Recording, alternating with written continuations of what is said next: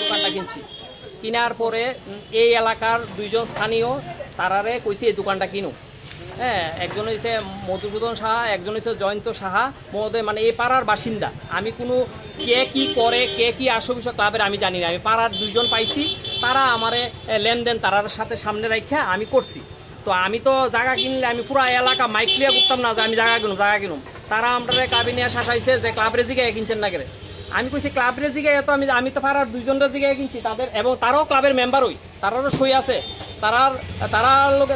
তারা জিজ্ঞাসা করে আমি জায়গাটা কিনলাম। 11 তারিখ রেজিস্ট্রি হওয়ার পরে 13 তারিখ তালা দিছে। তালা দেওয়ার পরে আমরা ক্লাবের কাছে অনুরোধ করলাম তালাটা খোলার লেগা। তারা যারাই তালা দিছে, যে নামদারি কিছু লোক আমরা কইছে ক্লাবে গিয়া কইতাম আমরা এটা কিনা ভুল হইছে, ক্লাবে গিয়া নাকে খড় দিতাম, অন্যায় শিকার চাইতাম।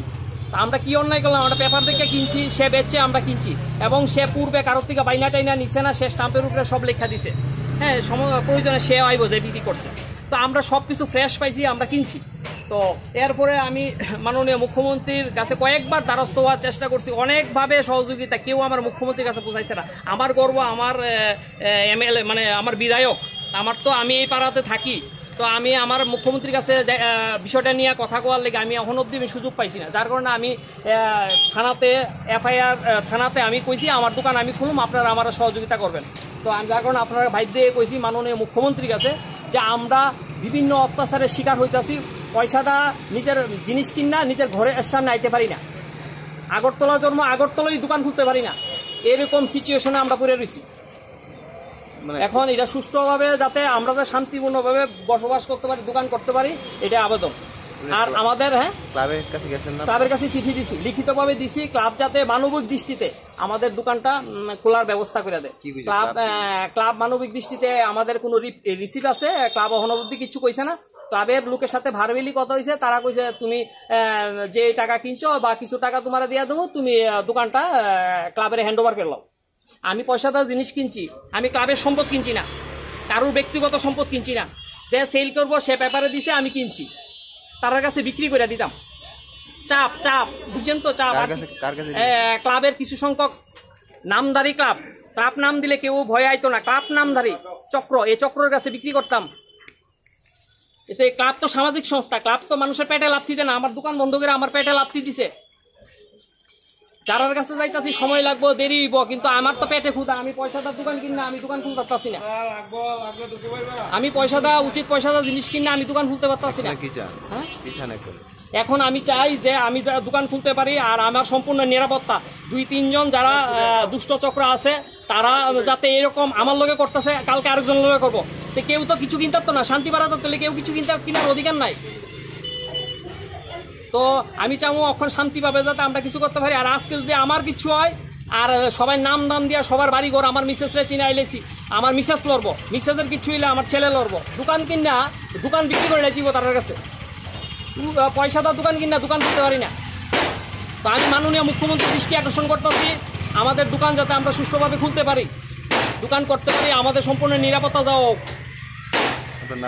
আমার নাম উত্তম বণিক, আমার মিসেসের নাম লিপিদেব বণিক। আমি 8 বটতলি বাড়ি আমার বাড়ি মিলন সংঘ বাড়ি, শঙ্করাচার্য স্কুলের পাশে।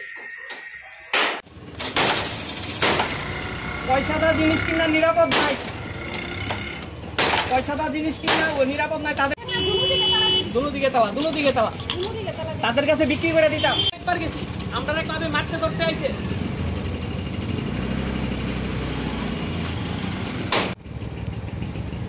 একটা রেজিস্ট্রি দোকান টাকা কোনখানে সলিউশন পাইছি না।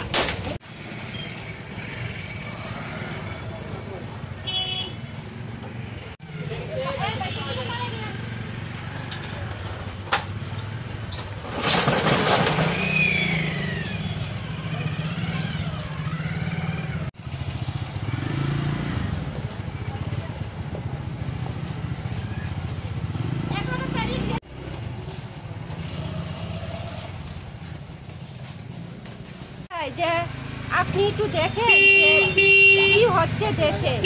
আমি 11 তারিখ রেজিস্ট্রি করার পর কে বা কারা তালা দিল, আমি শান্তিপাড়া ঐক্যতা যুব সংস্থার কাছে 2-3 বার আওয়ার পরও এই তালা খুলতে পারিনি। আজকে আমি পূর্ব থানাতে গিয়ে একটা তালা খোলার একটা দিয়ে নোটিশ দিয়ে তারপর আমি এখন তালাটা খুলতে পারবো।